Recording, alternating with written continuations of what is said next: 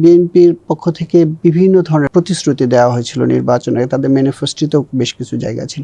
এই জায়গাগুলোকে আপনি আসলে কিভাবে দেখছেন? দেশের সবথেকে বড় রাজনৈতিক দল তাদের ইস্তেহারে পুঁজিবাজার নিয়ে চিন্তা করেছেন এবং এতগুলো পয়েন্টস তারা দিয়েছেন।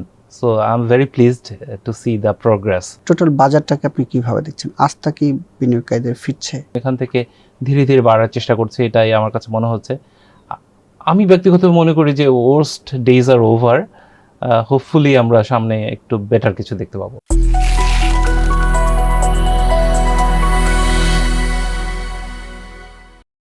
শান্ত মিউচুয়াল ফান্ড প্রেজেন্টস টিভিএস মার্কেটসে স্বাগত জানাচ্ছি। আমি আনিসুর রহমান। পাহাড় জয়ের মতোই জীবনের লক্ষ্যে পৌঁছাতে প্রয়োজন কনসিস্টেন্সি। প্রতি মাসে একটু একটু করে ইনভেস্টমেন্ট করুন আর লং টার্মের স্বপ্ন সত্যি করুন। প্রিয় দর্শক, প্রায় এক সপ্তাহেরও বেশি সময় হয়েছে নতুন সরকার গঠিত হয়েছে, বিএনপি সরকার গঠন করেছে।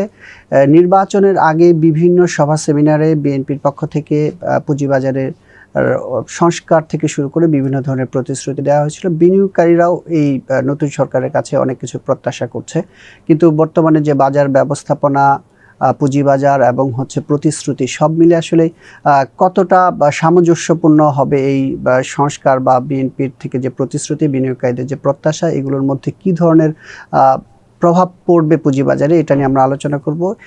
আমাদের সাথে আলোচনা করতে স্টুডিওতে এসেছেন প্রাইম ব্যাংক সিকিউরিটিজের ব্যবস্থাপনা পরিচালক ও সিইও মোহাম্মদ মনিরুজ্জামান। মনির ভাই, আপনাকে স্বাগত জানাচ্ছি টিভিএস মার্কেটসে। ধন্যবাদ আমাকে আমন্ত্রণ জানানোর জন্য। প্রথমে একটু জানতে চাই যে বিএনপির পক্ষ থেকে বিভিন্ন ধরনের প্রস্তাব, প্রতিশ্রুতি দেওয়া হয়েছিল নির্বাচনে, তাদের ম্যানিফেস্টোতেও বেশ কিছু জায়গা ছিল। এই জায়গাগুলোকে আপনি আসলে কিভাবে দেখছেন? বাস্তবসম্মত কিনা বাংলাদেশ পুঁজিবাজারের জন্য? হ্যাঁ, প্রথমত যে বিগ চেঞ্জ, একটা বড় একটা অ্যাচিভমেন্ট আমাদের দেশের ল্যান্ডস্কেপে, যে বড় রাজনৈতিক দল, দেশের সবথেকে বড় রাজনৈতিক দল তাদের ইস্তেহারে পুঁজিবাজার নিয়ে চিন্তা করেছেন এবং এতগুলো পয়েন্টস তারা দিয়েছেন। So I am very pleased to see the progress. So পুঁজিবাজার তাদের চিন্তার মধ্যে আছে, যেটা কিনা এর আগে গভর্নমেন্টগুলো ভাবে এটা দেখেন নাই। আর এখন তাদের যে প্রস্তাবনাগুলো যদি দেখেন, এখানে তো অনেকগুলো ভালো প্রস্তাবনা আছে। সংস্কারের কথা বলেছেন। সংস্কারের বলা হয়েছে, সংস্কার গত 1.5 বছর ধরে হচ্ছে, এবং আরও আমাদের আসলে যেগুলো অলরেডি হয়েছে সেখানেও কিছু ফাইন টিউনিংয়ের দরকার হতে পারে। আরও নতুন নতুন অনেক কিছু, অনেক ক্ষেত্রে কাজ করার জায়গা রয়েছে। সো তারা যেটা বলছেন, আমরা দেখছি যে বলছে কারসাজি বন্ধ করা হবে। এখানে ব্লক চেইনের কথা বলা হয়েছে, যে আইটি ফ্রেন্ডলি করা হবে। আর পুঁজিবাজারের সংস্কার বলতে আমরা যেটা গত 1.5 বছরে দেখেছি, যে বেশ কিছু রুলস রেগুলেশনের চেঞ্জ এসেছে। ঢাকা স্টক এক্সচেঞ্জকে এম্পাওয়ারের একটা কথা হচ্ছিল বিভিন্ন জায়গা থেকে, যাতে তারা নিজেরা রেগুলেট করতে পারে। বিশেষ করে আইপিওর ক্ষেত্রে তাদেরকে একটু এম্পাওয়ার করার কথা বলা হয়েছে। এর বাইরে আর কোন কোন সংস্কারের দরকার আছে বলে মনে হয় বাংলাদেশের মার্কেট বাস্তবতায়? জি, বেসিক স্ট্রাকচারগুলো নিয়ে কিছু কাজ করা হয়েছে। এরপরে ফাইন্যান্সিয়াল স্টেটমেন্টের যে আপনার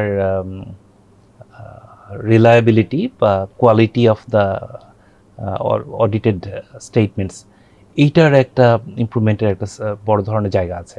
বিশেষ করে আইপিওতে যখন আসে, সেই কোম্পানিগুলোর যে অডিটেড ফাইন্যান্সিয়ালস, সেটা ট্রাস্টওয়ার্দি, রিলায়েবল কিনা, সেটা নিয়ে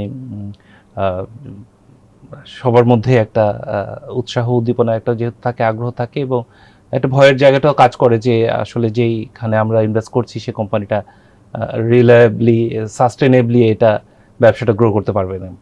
সো আইপিওর অডিটর কারা হবে সেটার সিলেকশনের ব্যাপারে টাস্কফোর্স থেকেও একটা প্রস্তাবনা দেওয়া হয়েছিল, ড্রাফট একটা রিকমেন্ডেশন ওনাদের কাছে আছে, এসির কাছে। আর লিস্টেড কোম্পানির যে অডিটর হবে, তাদের ফিট অ্যান্ড প্রপার টেস্ট, এটার একটা ক্রাইটেরিয়া থাকা উচিত, যে আমি 20 বছরে বা 100 বছর ধরে এখানে বাংলাদেশে ব্যবসা করছি, সেই জন্য আমি লিস্টেড কোম্পানি সবগুলো অডিট করব, সেটা না হয়ে রাদার তাদের কিছু প্যারামিটার বেসিসে যদি এভালুয়েশন করা যায় যে কারা লিস্টেড কোম্পানির অডিটর হতে পারবেন, সেইটা একটা মার্কেট প্লেসকে একটা বেটার কোয়ালিটির দিকে নিয়ে যাবে। আমরা বাজার নিয়ে একটু আসি, পরবর্তীতে রুলস রেগুলেশন নিয়ে কথা বলছি। এই যে সরকার আসার পর, আমরা ইলেকশনের পর প্রথম কর্মদিবসে দেখছিলাম 200 পয়েন্টের একটা উত্থান হয়েছে। তারপরে 4-5 দিন বাজার খুব নেতিবাচক ছিল, তারপরে আবার একটু ঘুরে দাঁড়ানোর চেষ্টা হচ্ছে। টোটাল বাজারটাকে আপনি কিভাবে দেখছেন? আস্থা কি বিনিয়োগকারীদের ফিরছে? জি, আমাদের মার্কেটের আপনি যদি প্রি ইলেকশন অবস্থাটা ধরেন তাহলে এটার প্রাইস আর্নিং রেশিও 9 এর নিচে চলে গিয়েছিল। So it's a very depress situation. এবং গত 10-15 বছর ধরে মানুষের ইকুইটি ইরোশন হয়েছে, সিগনিফিক্যান্ট স্ট্রেস এটা ইন্ডিভিজুয়াল লেভেলে এবং যারা ইনস্টিটিউশনাল ইনভেস্টর আছে তাদের লেভেলেও। তো সেইখান থেকে আপনার নতুন সরকার আসার পরেই মানুষের তো একটা প্রত্যাশা যে পলিটিক্যাল গভর্নমেন্ট এসেছে, so political stability is a big factor. হ্যাঁ, অর্থনীতির চাকা আবার ঘুরবে, সেই প্রত্যাশা থেকে হয়তোবা যারা প্রথম দিনে 200 পয়েন্টের র্যালিতে যারা যোগ দিয়েছিলেন হয়তোবা তাদের এই ধরনের একটা প্রত্যাশা ছিল। তো তারপরে আবার দেখলেন যে কিছুটা পয়েন্ট ইরোশন কারেকশন হয়েছে। কারণ হচ্ছে এর আগে যারা অনেক লং টার্মে হয়তো 2 বছর আগে, 3 মাস আগে বা 1 বছর আগে যারা ইনভেস্ট করেছিলেন তারা একটা কুইক প্রফিট দেখেছেন, তারা হয়তো প্রফিট ঘরে তুলতে চেয়েছেন। সো এখান থেকে একটা স্ট্যাবিলাইজেশন ফ্যাক্টরের মধ্যে দিয়ে মার্কেট তো মোটামুটিভাবে একটা পর্যায়ে আছে এবং এখান থেকে ধীরে ধীরে বাড়ার চেষ্টা করছে, এটাই আমার কাছে মনে হচ্ছে। আমি ব্যক্তিগতভাবে মনে করি যে ওয়ার্স্ট ডেজ আর ওভার, হোপফুলি আমরা সামনে একটু বেটার কিছু দেখতে পাবো। না, আপনি বলছিলেন বেটার কিছু দেখতে পাবো। আমরা যদি বলি যে এই মার্কেট তো আগের মার্কেটই রয়েছে, মানে আস্থার সংকটের কথা সবসময় বলা হয়, সাথে মাঝে মাঝে বলা হয় যে এখানে একটা লিকুইডিটি ক্রাইসিস আছে। তো এই যে বাজার দেখছেন সেই জায়গায় কি লিকুইডিটি ক্রাইসিস চলে যাচ্ছে কিনা, সাথে আস্থাটা কি ফিরছে কিনা? আচ্ছা, দুটো পয়েন্ট বলেছেন, একটা হচ্ছে লিকুইডিটি ক্রাইসিস। আসলে লিকুইডিটি ক্রাইসিস এইটা না, ফাইন্যান্সিয়াল ওয়ার্ল্ডে এই জিনিসটা আসলে ওভাবে ওয়ার্ক করে না। If there is a profit, আপনি কিন্তু ফান্ড ফ্লো ওখানে অটোমেটিক্যালি আসবে। এটা পানির যেরকম ধর্ম, যেখানে নিচু জায়গা আছে ওখানে চলে যায়, যেখানে প্রফিট আছে যে ইনস্ট্রুমেন্টে, সেই ইনস্ট্রুমেন্টে কিন্তু ফান্ড ফ্লো অটোমেটিক্যালি হয়। আপনি দেখছিলেন না 200-300 কোটি টাকা টার্ন ওভার হচ্ছিল, আবার 1200 কোটি টাকা টার্ন ওভার হচ্ছে। অনেকে জিজ্ঞেস করে, আচ্ছা এই ফান্ডগুলো কোথায় ছিল? এই ফান্ডগুলো আমাদের কাছেই ছিল, এই মার্কেটেই ছিল, মার্কেটের আশেপাশে ছিল। সো মানুষ যখন একটা ভরসার জায়গা পায় যে না আমি এখানে বিনিয়োগ করলে এখানে প্রফিট করতে পারবো, তখন তারা সেখানে ইনভেস্ট করে। সো আমাদের 10-15 বছরে আমরা লস খেতে খেতে এমন একটা বিরক্তির জায়গায় এবং একটা অসহনীয় অবস্থার মধ্যে পৌঁছে গিয়েছিল যে এই মার্কেটে যে মানুষ বিনিয়োগ করবে, ফ্রেশ একটা ইনভেস্টমেন্ট নিয়ে আসবে, এই জায়গাটা, এই কনফিডেন্সের জায়গাটা এটা তৈরি হয় নাই। সো মানুষ আবার নতুন করে চেষ্টা করছে যে দেখি probably this time is different. So তারা নতুন করে আবার ফান্ড নিয়ে আসছে। সো লিকুইডিটি ইজ দেয়ার, হ্যাঁ, provided there is a proper structure, হ্যাঁ, প্রপার স্ক্রিপ্ট, হ্যাঁ, প্রপার ফাইন্যান্সিয়াল স্টেটমেন্টস। লিকুইডিটি সমস্যা, এটা মার্কেটের ওটা হবে না তখন আর। আর আস্থার জায়গাটা হচ্ছে যে আমি কতবার প্রতারিত হতে পারি, কতবার আমি লস করতে পারি, হ্যাঁ। আর লস যদি অন্য মানে আমি যদি ডিসিভড হই অন্য কোনো কারণে, কোনো ফাইন্যান্সিয়াল স্টেটমেন্ট বা আইপিওর জাগলারি বা প্রাইভেট প্লেসমেন্ট জাগলারি, কোনো কারণে যদি একটা কোম্পানিতে ইনভেস্ট করে আমি ক্ষতিগ্রস্ত হই ইনভেস্টর হিসাবে, তখন তো আমার পুরো সিস্টেমের প্রতি তখন আস্থাটা চলে যায়। সো বাইরের একটা দেশে একটা মার্কেটে কেউ যদি ইনভেস্ট করে একটা ভালো কোনো কোম্পানিতে, হ্যাঁ, ওরা ইনভেস্ট করে 10 বছর ঘুমাইতে পারতেছে, আর আমরা এখানে 2 দিনও ঘুমাইতে পারি না। হ্যাঁ, শেয়ার কেনার পরে যে বাসায় যে মনে হয় যে শেয়ারটার দাম তো একটু পড়ে গেল। তো এটা তো একটা মানে একটা কি বলবো, লিভেবল একটা সিচুয়েশন না, যেটা যেটা একটা কন্ডিউসিভ এনভায়রনমেন্টের জন্য। আতঙ্ক বিরাজ করে নাকি বাজারে? হ্যাঁ, আতঙ্ক বিরাজ করে। ভালো শেয়ারগুলো ধরেন কিছু কিছু মাল্টিন্যাশনাল ব্লু চিপ নেমস, যারাও কিন্তু গত কয়েক বছরে হচ্ছে সিগনিফিকেন্টলি তারা কি বলবো ডিগ্রেডেড হয়েছে ইন টার্মস অফ দেয়ার পারফরমেন্সে। যেগুলো লোকাল কংগ্লোমারেটগুলো আছে বা লোকাল কোম্পানিগুলো, তারাও ওভাবে গত কয়েক বছরে ফাইন্যান্সিয়াল পারফরমেন্সটাই হয় নাই। তো ফাইন্যান্সিয়াল পারফরমেন্স যখন একটা কোম্পানি হয়, তখন তার স্টক প্রাইসটা নেক্সট স্টেপ হিসাবে প্রাইসের একটা মুভমেন্ট হয়। হ্যাঁ, সো আর্নিংয়ে মাল্টিপল, আর্নিংটা বাড়তে হয়, আবার প্রাইস আর্নিং মাল্টিপলটা এটা কনফিডেন্স লেভেলের জন্য তখন আবার বাড়ে। গ্রোথ ফ্যাক্টর থাকলে তখন আর্নিং মাল্টিপলগুলো বেড়ে যায়। বাট আর্নিং কোম্পানিগুলোর বেসিক আর্নিংটা সেটাও কিন্তু আমাদের যথেষ্ট স্ট্যাগনেন্ট হয়ে গিয়েছিল। তো ওখান থেকে এখন আমাদের যেটুকু প্রত্যাশা, ইনভেস্টাররা প্রবাবলি দে উড এক্সপেক্ট যে অর্থনীতি যদি আবার ফুল স্কেলে ফুল ব্লোন একটা রান করে, তাহলে কোম্পানিগুলো আর্নিং ভালো হবে। আর্নিং ভালো হলে মানুষের পকেটে যদি কিছু টাকা যায়, ইনফ্লেশন যদি কন্ট্রোল থাকে, ইন্টারেস্ট রেটটা যদি একটু লোয়ার হয়, সো ইকোনমিক অ্যাক্টিভিটিগুলো যদি বাড়ে তাহলে মানুষের পকেটে কিছু টাকা পয়সা যাবে, ব্যবসায়ীদের পকেটে কিছু টাকা পয়সা যাবে, ওভারঅল অ্যাক্টিভিটি ইকোনমিতে অনেক বেড়ে যাবে। সো সেটার একটা ইম্প্যাক্ট তখন স্টক মার্কেটে আসবে। আপনি এই যে বলছিলেন যে মানে কনফিডেন্স লেভেল হলে মানে লিকুইডিটি নিয়ে ক্রাইসিস হয় না, তো মানে আলটিমেটলি বাজারে কনফিডেন্স ফিরে, মানে যেসব পরিবেশ ঠিক করলে কনফিডেন্স ফিরলে অটোমেটিকলি এই মার্কেটে টাকা আসবে, যেটা আমরা প্রত্যাশা করি। সবসময় ডিএসসি থেকে বলা হয় অনেক জায়গায় যে 2,000-2,500 কোটি টাকা ট্রেড হয় বাজারে, আসলে খুব বড় ধরনের ঘটনা। আপনার কি তাই মনে হয়? 2,000 probably little bit of higher side আমার কাছে পার্সোনালি মনে হয়। মার্কেটে একটা চার্নিং রেশিও বলে একটা জিনিস আছে, যে একটা পুরো বাজারের মার্কেট ক্যাপের তুলনায় কতটুকু ট্রেড হলে সেটা একটা রিজনেবল ট্রেড। তো রিজিয়নাল মার্কেটগুলোর তুলনায় আমরা খুব একটা খারাপ অবস্থায় নাই, বাট 300 কোটি দ্যাট ইজ টু লো। 300 কোটি 200 কোটি দ্যাট ইজ টু লো, এটুকু আমার কাছে মনে হয়। সো কত স্ট্যান্ডার্ড মনে হয়?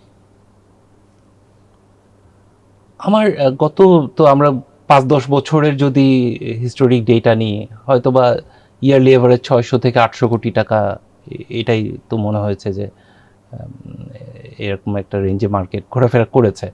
সো মার্কেট যদি ভালো হয় তাহলে হয়তো বা 1,000-1,200 এটা একটা নর্মাল রেঞ্জ হতে পারে। আমরা একটা জিনিস দেখছি যে 2009-এর পর 10-এর যে বাবলেন বাস্টের পর থেকে বাজার আসলে কখনোই মানে ঠিকভাবে ঘুরে দাঁড়ায়নি, মানে কোনো টেকসই কোনো প্রবৃদ্ধি হয়নি। কখনো কখনো একটু বেড়েছে, আবার কমে গেছে। তো এই পুরো সরকারের, আওয়ামী লীগ সরকারের পুরো সময়টা এরকমই ছিল বাজার। কোভিডের পরে কিছুটা বেড়েছিল, ওইটাও সাস্টেইন করে নাই, বিভিন্নভাবে পড়ে গেছে, পরে ফ্লোর প্রাইস দিয়ে আটকানোর চেষ্টা করা হয়েছে। তো এখন যে গভর্নমেন্ট আসছে, পলিটিক্যাল গভর্নমেন্ট আসছে, তাদেরও একটা পূর্বের একটা হিস্ট্রি আছে যে তারা পুঁজিবাজারকে কিভাবে সামাল দিয়েছে। আপনার কাছে এইবার কি মনে হচ্ছে, বাজারটাকে আপনি আসলে বা মানে কোনো গ্রোথ দেখতে পাবেন কিনা, আপনার কাছে কি মনে হয়? হ্যাঁ, আপনি সঠিক বলেছেন যে গত 10-15 বছরে আসলে কোনো সাস্টেনেবল আমরা কিছু দেখি নাই, মার্কেট একটা দেখি নাই। So if you want a change in the market, আসলে এটার যে বেসিক প্যারামিটারগুলো যেগুলো আছে এগুলোতে কিন্তু আপনার চেঞ্জ আনতে হবে। মানে আমরা যেভাবে কাজ করে যাচ্ছি সেভাবে যদি সবাই একইভাবে সব কাজগুলো করতে থাকি আর আশা করি যে রেজাল্ট একটা ডিফারেন্ট হবে, সেটা কিন্তু হবে না। আমাদেরকে নতুন কিছু করতে হবে, কিছু চেঞ্জ নিয়ে আসতে হবে, যেটার কিনা একটা লং টার্ম লাস্টিং ইম্প্যাক্ট হতে পারে। হ্যাঁ, সো আমাদের দেশের যদি অ্যাক্টিভ অ্যাকাউন্টের সংখ্যা ধরেন হয়তো বা 4-5 লাখ অ্যাকাউন্ট হোল্ডার বাজারে অ্যাক্টিভলি ট্রেড করে, যদিও বিও সংখ্যা হয়তো 12-13 লাখ, বাট অনেক বিওতে শেয়ার নাই বা থাকলে খুবই ইনসিগনিফিকেন্ট। সো এই যে 18 কোটি দেশের মানুষের মধ্যে মাত্র 5 lakh 10 lakh account holder stock মার্কেটে। সো ইকোনমিক সাথে আমাদের ইন্টিগ্রেশনটা তাহলে বুঝতে পারছেন যে আমাদের বিনিয়োগকারীরা খুব সীমিত আকারে পুরো অর্থনীতির একটা অল্প একটা অংশ, জনগোষ্ঠী খুবই একটা সামান্য একটা অংশ এই ক্যাপিটাল মার্কেটের সাথে ইন্টিগ্রেটেড। সো আমাদেরকে বৃহত্তর জনগোষ্ঠীকে অ্যাট্রাক্ট করতে হবে, তাদেরকে মনে করতে হবে যে ব্যাংকে রাখলে যেরকম আমি টাকা বৃদ্ধি পায়, গ্রোথ থাকে, ঠিক সেরকম ক্যাপিটাল মার্কেটও তার থেকেও একটা ভালো একটা জায়গা, যে এখানে আমি যদি ভালো কোম্পানিতে ইনভেস্ট করি সেখানে আমার টাকাটা গ্রো করবে, আমার ওয়েলথ বাড়বে, আমি ডেস্ট্রয়েড হব না। সেই ফিলিংটা আমাদেরকে, সেই আস্থার জায়গাটা আমাদেরকে, পরিবেশটা আমাদেরকে তৈরি করতে হবে। আপনি চেঞ্জের কথা বলছেন, কি কি চেঞ্জ আসলে বাজার ভালো হবে মনে হয়? আচ্ছা, প্রথমত যে স্টক মার্কেটের ধরেন যে স্পেকুলেটিভ এলিমেন্টটা তো একটা থাকেই। সো এটা সব পৃথিবীর সব জায়গায় আছে, আমাদের মার্কেটও থাকবে, কিন্তু আমাদের দেশে হয়ে গেছে কি যে ভ্যালু ইনভেস্টমেন্ট বা ফান্ডামেন্টাল বেস যে ইনভেস্টমেন্টটা, সেইটার চাইতে স্পেকুলেটরি ইনভেস্টমেন্টটা মার্কেটটাকে বেশি ডমিনেট করে। Probably 80-90% of our trades are speculative trades. এখানে মানুষ কিনছে কারণ এটা বাড়বে বলে কিনছে, হ্যাঁ, কোম্পানির মেরিট আছে এই জন্য কিনছে না। তো এই ট্রেন্ডটা কিন্তু বাইরের অন্যান্য মার্কেটগুলোতে রিভার্স, ইভেন মানে শ্রীলঙ্কাতেও আপনি যদি যান এই ট্রেন্ডটা সম্পূর্ণ উল্টা। ওখানে স্পেকুলেশন প্রবাবলি 10-20%, 80% হচ্ছে ভ্যালু ইনভেস্টমেন্ট। সো আমাদের এই জিনিসটা ধীরে ধীরে ঘুরাইতে হবে, এবং এখানে রিটেইল যে ডোমিনেন্সটা আছে, রিটেইলরা একটা স্টকের ডাইরেকশন সেট করছে, এটা বাইরের ডেভেলপ মার্কেটগুলোতে এখানে ইনস্টিটিউটগুলো বেশ করে খুবই লার্জ ইনস্টিটিউটগুলো, মিউচুয়াল ফান্ড ম্যানেজারগুলো, তারা কিন্তু মার্কেটের ডাইরেকশন সেট করে। সো আমরা ওখানে এই ডিমান্ড সাইডটার এই জিনিসটা এটা বড় একটা জিনিস আমাদের ঠিক করা দরকার। আমাদের কোয়ালিটি আইপিও দরকার, অনেক দিন থেকে বাজারে ভালো কোনো আইপিও আসে না, এবং মার্কেটে এন্টারপ্রেনাররা আসলে অনেকটা আগ্রহ হারিয়েও ফেলেন, বা এখানে তাদের কোনো এরকম ইনসেন্টিভও নাই যে তারা এখানে কেন লিস্টেড হবেন, because it's better to stay non listed, এবং they can manage their books, they can prepare multiple books of accounts, all those sort of things are happening, হ্যাঁ। এবং তাদের জন্য, এন্টারপ্রেনারদের জন্য এখানে listing is not a good option. তো এখান থেকে আপনি যদি বের হয়ে আসতে চান, তাহলে ওভারঅল আসলে একটা কালচারাল শিফট দরকার। আপনি ব্যাংকে লোন নিতে গেলে ম্যানেজমেন্ট অ্যাকাউন্ট দিয়ে লোন পাচ্ছেন, তো আপনি যদি একটা বুকস অফ অ্যাকাউন্টসে, অডিটেড অ্যাকাউন্টসে যদি প্রফিট না দেখেও ব্যাংক থেকে লোন পান, তাহলে আপনার কেন আপনি প্রফিট দেখাবেন এবং ট্যাক্স দিবেন? সো ব্যাংকিং, লিস্টেড অ্যাকাউন্টস, মানে এগুলো সব মিলে একটা কোয়ালিটি, ট্যাক্সেশন, সবকিছু কিন্তু ইন্টার রিলেটেড। ওভারঅল ইকোসিস্টেমটা আমাদের পুঁজিবাজারের স্বার্থের বাইরে যাচ্ছে, মানে ইকোসিস্টেমটা যেভাবে রান করে তাতে পুঁজিবাজারের চেয়ে অন্য অন্য জায়গাগুলো খুব লুক্রেটিভ। জি, নন রেগুলেটেড থাকলে তাদের জন্য এটা বেশি লাভবান। আমি একটু জানতে চাই যে গভর্নর পরিবর্তন হয়েছে, গভর্নর পরিবর্তন হওয়ার পর বাজারে কোনো ধরনের ইম্প্যাক্ট দেখলেন কিনা? মানে মানুষজন তো চেঞ্জের সাথে সাথে একটা রিয়াকশন দেখায়, সেটা কি দেখলেন? হ্যাঁ, ইটস এ বিগ চেঞ্জ। একটা central bank is a very important place. So আমরা আশা করব যে নতুন গভর্নর যিনি এসেছেন, তিনি সবার সাথে কথা বলে সুন্দরভাবে একটা মনিটারি সিস্টেমটাকে রান করবেন। ব্যাংকিং সিস্টেম যদি দেশের ভালো না থাকে, তাহলে কিন্তু পুঁজিবাজার, ব্যবসা, এবং আপনার আমার চলাফেরা, খাওয়া দাওয়া সব কিছু কিন্তু ইম্প্যাক্টেড হবে। Inflation will be impacted, interest rate, এটা বড়োভাবে পুরো অর্থনীতিকে এটা ইম্প্যাক্ট করে। So we are still hoping for the best, but চেঞ্জটা মনে হয় গতকালকে একটু অনেকে এটা একটু রিয়াকশন দেখিয়েছে, এটা স্মুথ চেঞ্জ হয় নাই, but let's hope for the best আর কি। পুঁজিবাজারের ইম্প্যাক্ট মানে আপনি কি খুব, আমরা যেটা দেখলাম যে আজকে সূচকও প্রায় বেড়েছে, লেনদেনও বেড়েছে, বা মানে যে জিনিস হয় যে কোনো ধরনের ঘটনা ঘটলে পুঁজিবাজারে একটা নেগেটিভ ইম্প্যাক্ট পড়ে, সেটা কিন্তু পড়ে নাই আপনার জায়গা থেকে, যদি একটু বলেন। প্রবাবলি পিপল আর এক্সপেক্টিং যে ইন্টারেস্ট রেটটা কমবে। ইন্টারেস্ট রেটটা যদি কমে, তাহলে সেটা ক্যাপিটাল মার্কেটের জন্য একটা পজিটিভ সাইড, বিকজ এফডিআর রেটগুলো, সঞ্চয়পত্রের রেট, ট্রেজারি বন্ডের রেট, সেটা কমে যাবে। এখন তো মার্কেটের একটা সিগনিফিকেন্ট পোর্শন আপনার ট্রেজারি বিল বন্ডে ইনভেস্টেড, তো ওই পোর্শনটা যদি স্টক মার্কেটে ডাইভার্টেড হয়, that will B A positive point for stock market. এটা নিয়ে অনেকেই ভাবছিলেন যে আগের যে গভর্নর ছিলেন উনি ইন্টারেস্ট রেট, ইনফ্লেশনটাকে মানে মিনিমাইজ করার জন্য ইন্টারেস্ট রেটটাকে ভালো স্টুল হিসেবে ইউজ করছিলেন। তো নতুন যে গভর্নর, সে কোথাও একটা দেখলাম কোনো একটা গণমাধ্যমে বলেছেন যে ইন্টারেস্ট রেটকে একটা জায়গায় নিয়ে আসার ব্যাপারে চিন্তা, যদি ইন্টারেস্ট রেট এই জায়গা থেকে কমে যায়, সেই জায়গায় কি ওই লিকুইডিটির কথা আবার বলি, পুঁজিবাজারকে আবার কিছু বাড়তি টাকা ঢোকার সুযোগ তৈরি হচ্ছে কিনা? জি, এটা তো সম্ভাবনা রয়েছে অবশ্যই। সেটা কি ধরনের প্রভাব ফেলবে? সেইটা তো মার্কেটে যদি ফান্ড ফ্লো হয়, সেটার তো একটা পজিটিভ ইম্প্যাক্ট আছে। মানুষ তো ফান্ডটা অপটিমাম রিটার্ন যেখানে আসে, যেখানে হায়েস্ট রিটার্ন হবে, রিস্কটা ম্যানেজ করে সেখানে মানুষের টাকা পয়সাগুলো রাখবে। সো স্টক মার্কেটের হয়তো ভালো স্টকগুলোতে একটা ডিমান্ড তৈরি হতে পারে, যেটা অলরেডি দেখা যাচ্ছে। এইভাবে বিনিয়োগের জায়গা থেকে যদি আমি একটু বলি যে এখন যে খাতগুলো বাংলাদেশে বা শেয়ার বাজারে আছে, তার মধ্যে ব্যাংকিং খাত একটা বড় জায়গা। এই রিসেন্টলি পুঁজিবাজারে যে গ্রোথটা হয়েছে সূচকে, তার একটা ব্যাংকের প্রভাব আমরা দেখছি। আপনি কি আর কোনো সেক্টর দেখছেন যে খুব সম্ভাবনাময় সেক্টর এই 2026-এর জন্য? এখানে আসলে একই খাতের মধ্যে সেক্টর ওয়াইজ প্রবলি, হ্যাঁ, ব্যাংক এটা খুবই ডিপ্রেস অবস্থা ছিল। ভ্যালুয়েশন লেভেলগুলো ব্যাংকের, অনেক ভালো ভালো ব্যাংকের প্রাইস আর্নিং রেশিও 5-6 লেভেলে চলে গিয়েছিল। সো সেখান থেকে একটা জাম্প অলরেডি আমরা মার্কেটে একটা দেখেছি। আর অন্যান্য সেক্টরগুলোর মধ্যে আসলে ওইভাবে ব্ল্যাঙ্কেট, ইভেন ব্যাংকিং সেক্টরের মধ্যেও আপনি সমস্ত ব্যাংক যে ভালো করছে সেটা কিন্তু না। গত কয়েক বছরে আমরা যেটা দেখেছি যে ভালো এবং খারাপের মধ্যে যে তফাৎটা, সেটা কিন্তু ভিজিবল। সো অনেক ব্যাংক ডিপোজিটের তাদের ওখানে বন্যায় ভেসে যাচ্ছে, আবার অনেক ব্যাংক হচ্ছে ডেপোজিট পাচ্ছে না, তাদেরকে সেন্ট্রাল ব্যাংকের কাছ থেকে বড় করতে হচ্ছে। সো ভালো খারাপের কোয়ালিটিটা এটা ইভেন অন্যান্য সেক্টরেও এটা থাকবে। ফার্মা সেক্টর বাংলাদেশের আরেকটা ভালো সেক্টর। কনজিউমার প্রোডাক্টস যারা সেল করেন তাদেরগুলো যেহেতু ইকোনমি একটা স্ট্যাগনেন্ট অবস্থা ছিল, they were not doing that well, but probably ইকোনমিটা ভালো হলে তারা হয়তো পরবর্তীতে নেক্সট ফেজে ভালো করবেন।